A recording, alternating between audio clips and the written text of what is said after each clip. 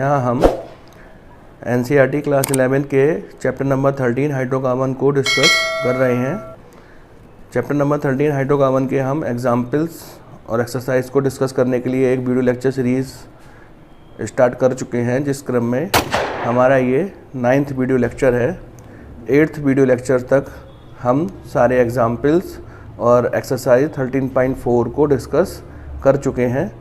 इस video lecture में हम एक्सरसाइज 13.5 को डिस्कस करेंगे। एग्जाम्पल नंबर 13.5 में वह कहता है A is an alkene on ozonolysis give a mixture of ethanol and pentane-3-on, write structure and IUPAC name of A। तो सामने आप ग्रीन बोर्ड पर इसका रेखा चित्र बना हुआ देख सकते हैं। A एक एल्कीन है, इसकी ओजोन से रिएक्शन कराई जाती है, अर्थात ओजोनोलाइसिस कराया जाता है। ओजोनोलाइसिस के पश्चात इथेनॉल अर्थात CH3CHO और पेंटेन-3-ऑन अर्थात CH3CH2C double bond O CH2CH3 product मिलते हैं। तो ये कहना चाहता है कि A जो एल्कीन होगा आप उसका स्ट्रक्चर फार्मूला बनाइए और उसका IUPAC नेम दीजिए। तो इस एक्सरसाइज को डिस्कस करने से पहले आप एक बार हमारा वीडियो लेक्चर नंबर 8 ज़रूर देखिएगा, जिसमें कि हमने ओजोनोलाइसिस को बहुत डिटेल से एक्सप्लेन किया है। तो जब आप उस वीडियो लेक्चर को देखेंगे तो आपको वहाँ पर पता चल जाएगा कि ये जो इथेनॉल में कार्बन डबल बॉन्ड ऑक्सीजन है और ये जो कीटोन में कार्बन डबल बॉन्ड ऑक्सीजन है, यहाँ पर ही ओजोनोलिसिस होता है। ये जो A कंपाउंड है, इन दोनों के डबल बॉन्ड कंटेनिंग कार्बन के एक और तो ये CH3CH होगा और दूसरी ओर ये CH2CH3 होगा। अर्थात ये जो डबल बॉन्ड होगी यहाँ पर कार्बन डबल बॉन्ड ऑक्सीजन यहाँ पर ओजोनोलिसिस होता है। तो ये A compound CH3CH double bond CH2CH3 CH2CH3 होगा, क्योंकि जब हम इस कंपाउंड का ओजोनोलिसिस कराएंगे तभी हमको इथेनॉल और पेंटेन-3-ऑन प्राप्त होगा। ये जो हमारा कंपाउंड है इसका IUPAC नाम देने का प्रयास करते हैं। तो उस ओर से नंबरिंग करेंगे जिस ओर से double bond containing carbon atom को स्मॉलेस्ट नंबर मिल जाए।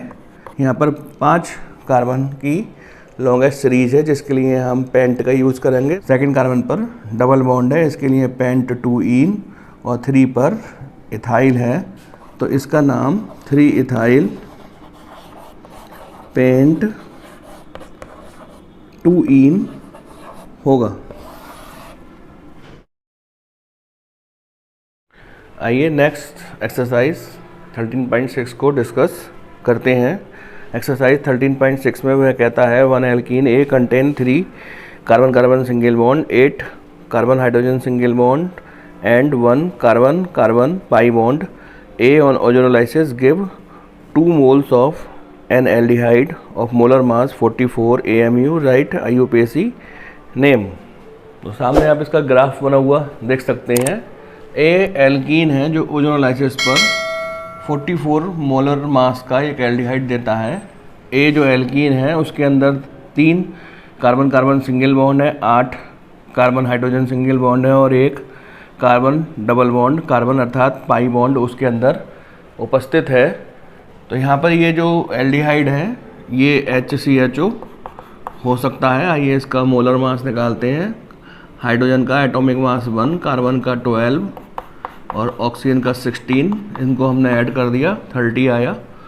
दूसरा जो एल्डिहाइड हो सकता है CH3CHO, इसका मोलर मास निकालते हैं। कार्बन का एटॉमिक मास 12, हाइड्रोजन का 1, 3 से मल्टीप्लाई कर दिया, कार्बन का 12, हाइड्रोजन का 1, ऑक्सीजन का 16। इस प्रकार से इसका 44 मोलर मास हो जाएगा। तो ये जो हमारा एल्डिहाइड है ये CH3CHO एथेनॉल होगा। CH3CHO को हम इस प्रकार से लिख सकते हैं, चूँकि इसके 2 मोल मिलते हैं तो 1 मोल तो हमने यहाँ पर ये लिख दिया, 2 मोल इसके मिलते हैं हमको और दूसरा मोल हम इसको इस प्रकार से लिख देंगे।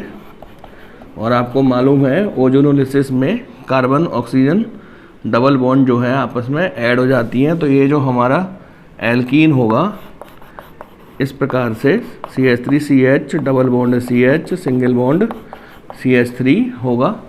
इसके अंदर इतने कार्बन कार्बन सिंगल बॉन्ड होने चाहिए, hydrogen carbon hydrogen single bond होने चाहिए और एक पाई बॉन्ड होना चाहिए। आइए इसका स्ट्रक्चर बना देते हैं इस प्रकार से।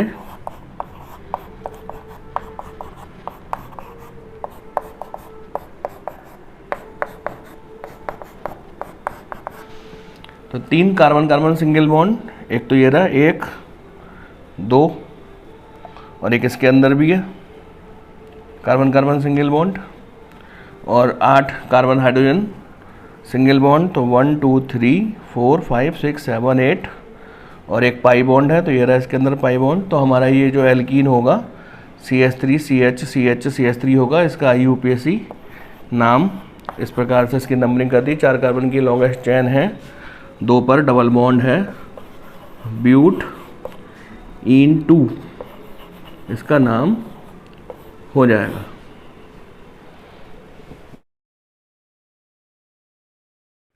आइए नेक्स्ट एक्सरसाइज 13.7 को डिस्कस करते हैं। एक्सरसाइज 13.7 में वह कहता है propanal and pentan three one are the ozonolysis product of an alkene, what is the structure formula of the alkene.